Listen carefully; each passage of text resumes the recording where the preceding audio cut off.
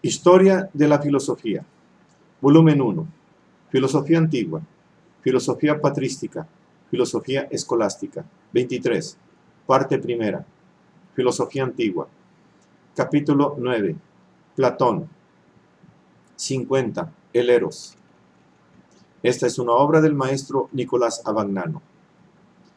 El aprender establece entre el hombre y el ser en sí, y entre los hombres asociados en la investigación común, una relación que no es puramente intelectual, porque compromete la totalidad del hombre y por lo tanto también la voluntad.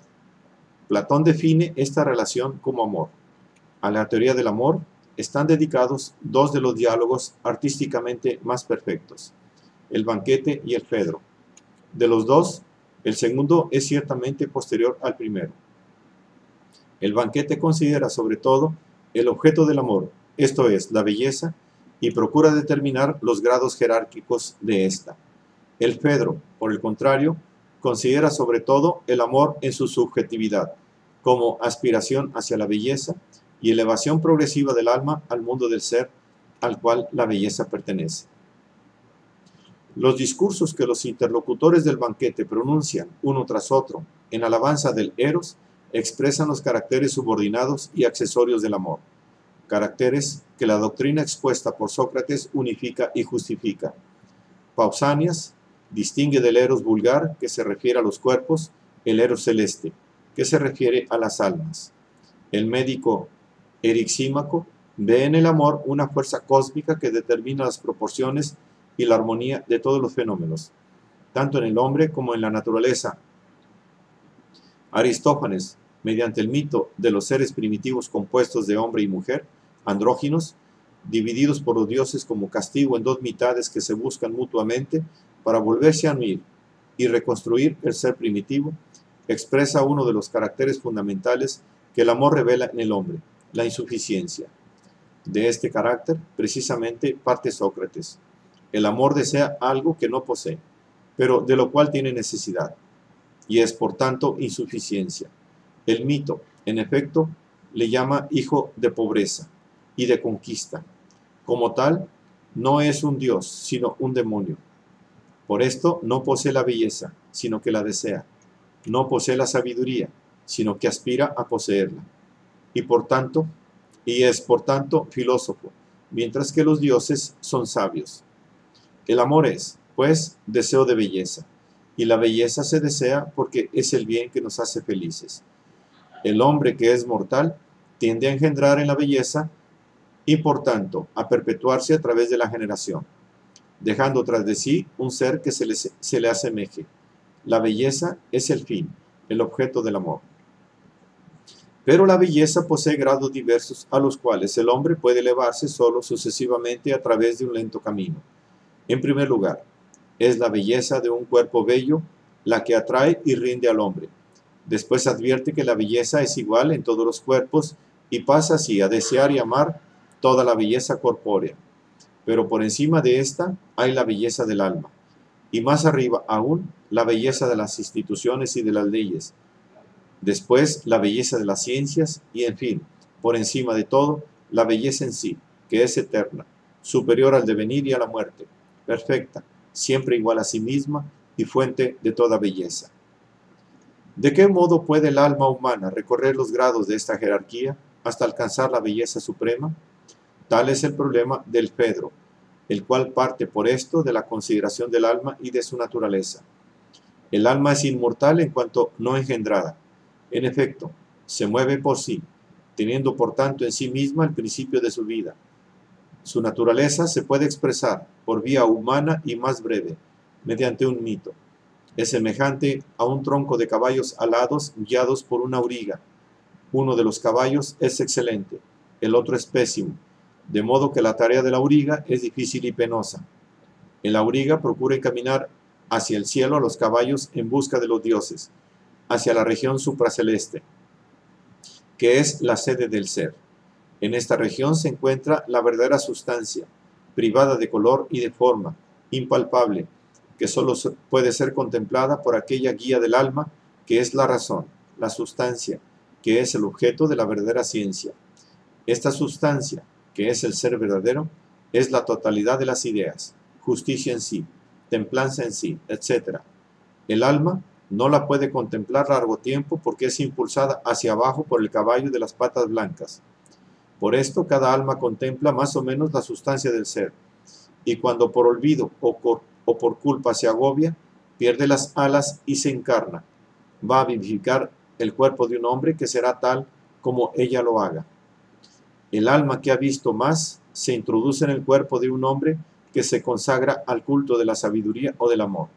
Las que vieron menos se encarnan en hombres que son cada vez más ajenos a la busca de la verdad y de la belleza. Ahora bien, en el alma que ha caído y se ha encarnado, el recuerdo de las sustancias ideales se despierta precisamente gracias a la belleza. El hombre, en efecto, reconoce súbitamente, apenas la ve, la belleza por su luminosidad. La vista, que es el más agudo de los sentidos corporales, no ve ninguna de las demás sustancias, pero puede ver la belleza. Solo a la belleza le tocó el privilegio de ser la más evidente y la más amable. Hace de mediadora entre el hombre caído y el mundo de las ideas. Y a su llamada el hombre responde con el amor. Verdad es que el amor puede también permanecer ligado a la belleza corporal y pretender gozar solo de ésta. Pero cuando el amor es sentido y realizado en su verdadera naturaleza, entonces se convierte en guía del alma hacia el mundo del ser. En este caso ya no es solo deseo, impulso, delirio. Sus caracteres pasionales no desmayan, pero se subordinan y funden en la búsqueda rigurosa y lúcida del ser en sí, de la idea. El eros se convierte entonces en procedimiento racional. Dialéctica. La dialéctica es al mismo tiempo investigación del ser en sí y unión amorosa de las almas en el aprender y en el enseñar. Es, por tanto, psicagogía, guía del alma, gracias a la mediación de la belleza, hacia su verdadero destino. Es también el verdadero arte de la persuasión, la verdadera retórica, la cual no consiste, como sostienen los sofistas, en una técnica a la que sea indiferente la verdad de su objeto y la naturaleza del alma, que se quiere persuadir, sino ciencia del ser en sí y a la vez ciencia del alma. Como tal, distingue las especies del alma y encuentra para cada una el camino apropiado a fin de persuadirla y conducirla al ser. Este concepto de la dialéctica, que es el punto culminante del Fedro y la desembocadura de la teoría platónica del amor, debía ser el centro de la especulación platónica en los últimos diálogos. 51. La justicia. Todos los temas especulativos y los resultados fundamentales de los diálogos precedentes se encuentran recapitulados en la obra máxima de Platón, la República, que los ordena y los conexiona alrededor del motivo central de una comunidad perfecta en la que el individuo encuentra su perfecta formación. El proyecto de una comunidad tal se funda en el principio que constituye la directriz de toda la filosofía platónica. Si los filósofos no gobiernan la ciudad, o si aquellos a quienes ahora llamamos reyes o gobernantes no cultivan de verdad y seriamente la filosofía, si el poder político y la filosofía no coinciden en las mismas personas, y si la multitud de quienes ahora se aplican exclusivamente a uno u otra no se ve con el máximo rigor privada de hacerlo, es imposible que cesen los males de la ciudad e incluso los del género humano. Pero en este punto del desarrollo de la indagación, la constitución de una comunidad política gobernada por filósofos plantea a Platón dos problemas fundamentales. ¿Cuál es el objetivo y el fundamento de tal comunidad? ¿Quiénes son propiamente los filósofos? A la primera pregunta, Platón contesta: la justicia. Y efectivamente, la República se propone de manera explícita determinar la naturaleza de la justicia. Ninguna comunidad humana puede subsistir sin la justicia.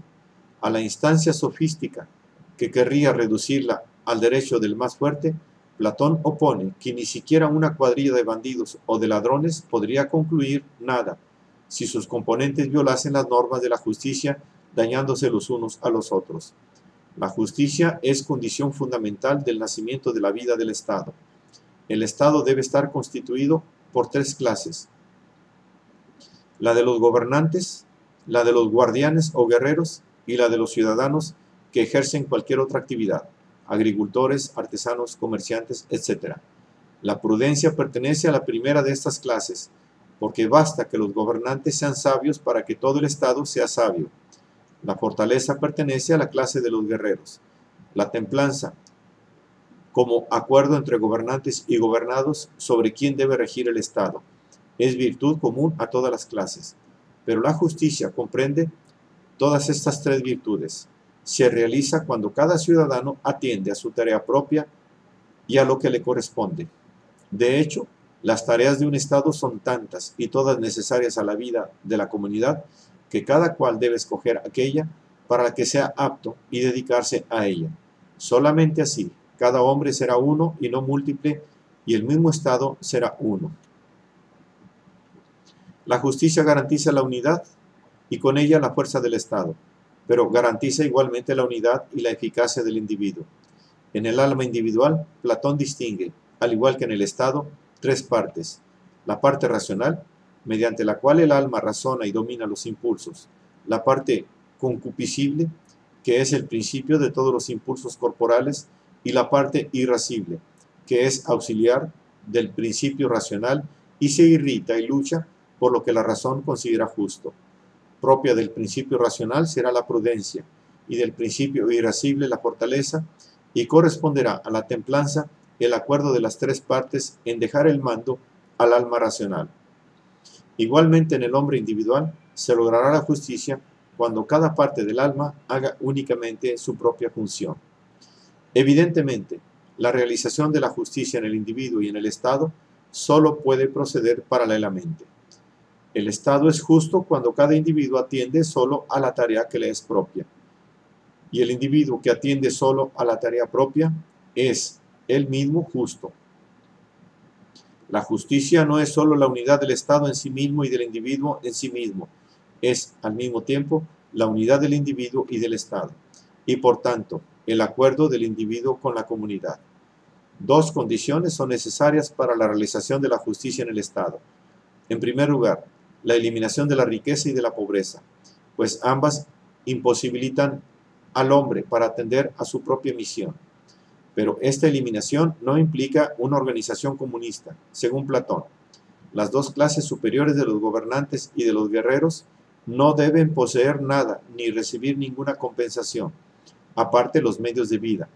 Mas la clase de los artesanos no está excluida de la propiedad, y los medios de producción y de distribución se dejan a manos del individuo.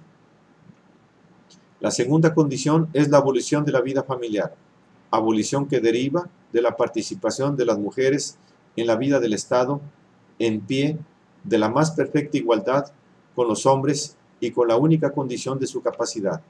Las uniones entre hombre y mujer se establecen por el Estado con vistas a la procreación de hijos sanos, y los hijos se crían y educan por el Estado, que se convierte todo él en una sola gran familia. Estas dos condiciones hacen posible un Estado según justicia. Siempre se entiende que se cumpla la otra condición, que el gobierno se dé a los filósofos. La naturaleza de la justicia se ilumina indirectamente merced a la determinación de la injusticia. El Estado de que habla Platón es el Estado aristocrático, en el cual el gobierno pertenece a los mejores, pero este no corresponde a ninguna de las formas de gobierno existentes.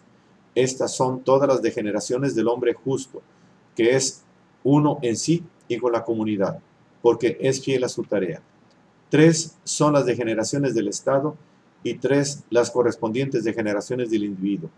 La primera es la timocracia, gobierno fundado en el honor, que surge cuando los gobernantes se apropian de tierras y de casas.